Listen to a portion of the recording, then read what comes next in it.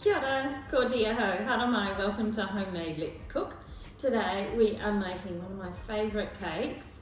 It's a Continental chocolate fudge cake, and it's one I like to use for a birthday cake, just because I like it so much. Okay, so we're going to start with 185 grams of butter or margarine. I'm actually using Olivani Light, which is your olive oil base margarine. And into that, you'll notice I'm actually using the food processor today, and that's because of the method of this recipe. Into that, 3/4 cup of caster sugar. And then pop down the mixer and stir that until combined. Alright, then into that we're going to put a dash of vanilla. You'll see I've got a couple of eggs here as well. Pop those in one at a time.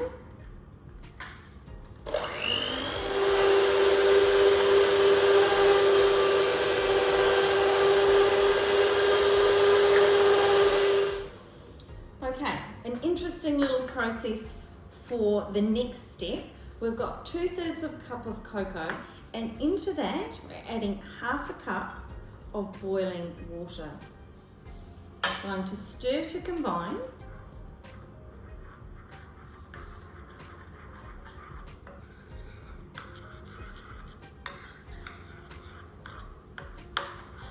And then we're going to add it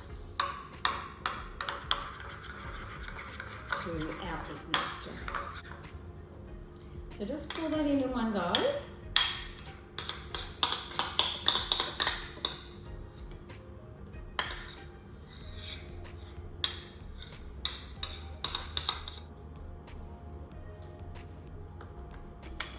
And again, mix that to combine. Okay, so the next part of the process, we've got 3/4 cup of milk, and into that I'm adding 3 teaspoons of white vinegar.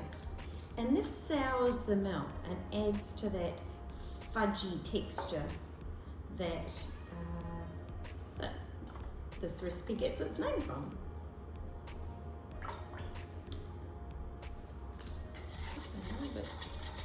Have a stir. And what we then do is add in the milk and the flour in around equal parts, or certainly not all at once. So just apportion it as you feel comfortable. You don't want the mixture getting too dry. So I've put in about 1/2 cup there, and I'll add a little bit of that milk, and then I'll stir to combine, and then I'll add some more. And we end up with a wonderfully smooth mixture. I won't take too much off the beaters because there's always someone who would like to lick these.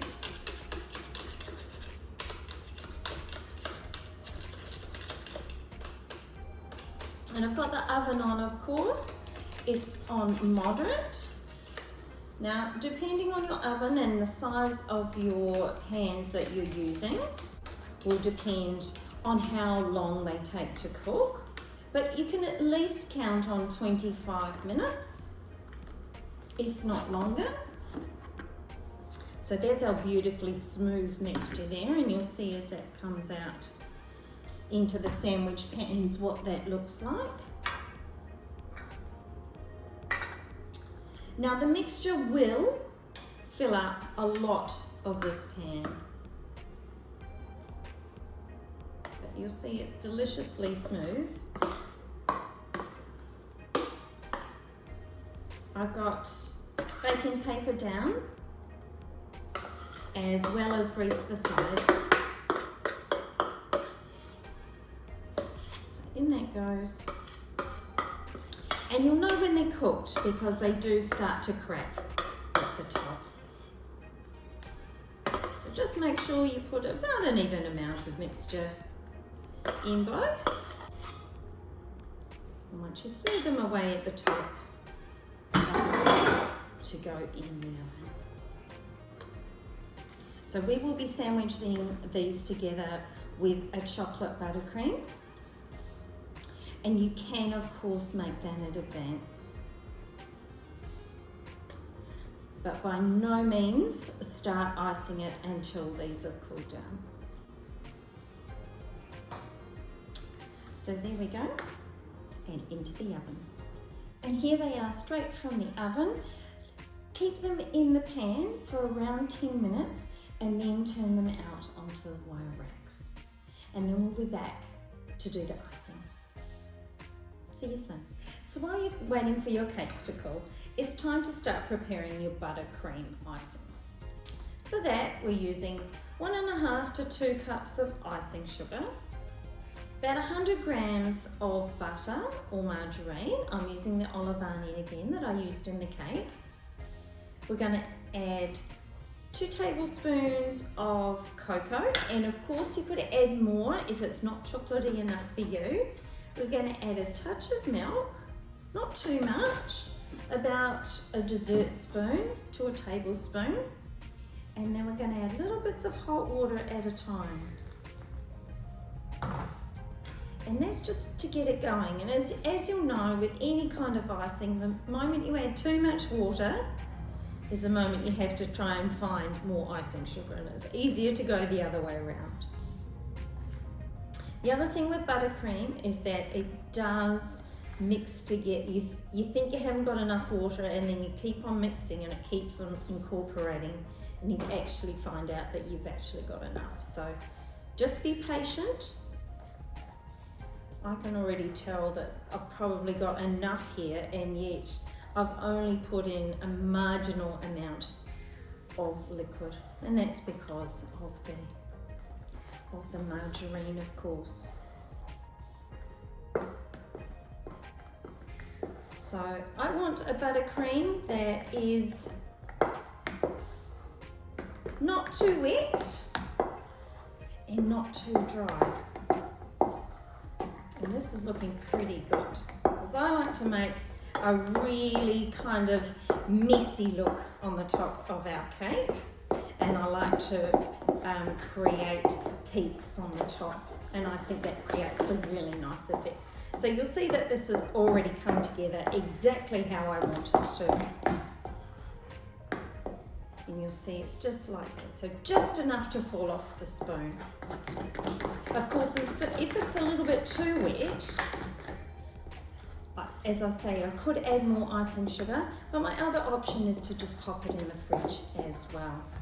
Now my cakes haven't cooled down just yet, so we're going to have to wait a little bit, but for you I'll be back in a second. I'll see you soon. So it's time to start the icing process. Put a nice generous amount in the middle. It doesn't matter if this flows over the sides, because we'll be incorporating that anyway. And of course, by all means, if you've got a little turntable like this, it makes it nice and easy as well.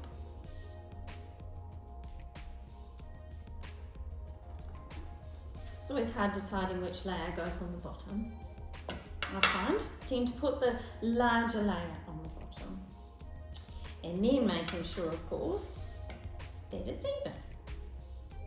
So if you find it a little bit uneven somewhere, don't worry about that. Just make it up with your icing.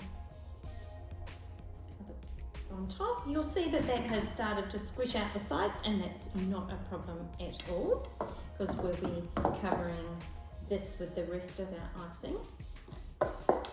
It's quite a dense cake, and that's the chocolate fudgy nature of it.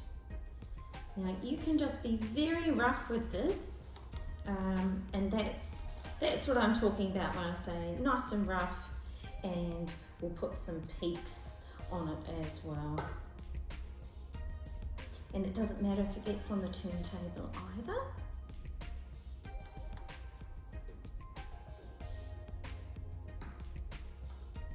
So just, you can make little swirls out of it, Like I say, don't get too worried about what it looks like at this stage. Just make sure the top layer doesn't fall aside from the bottom layer.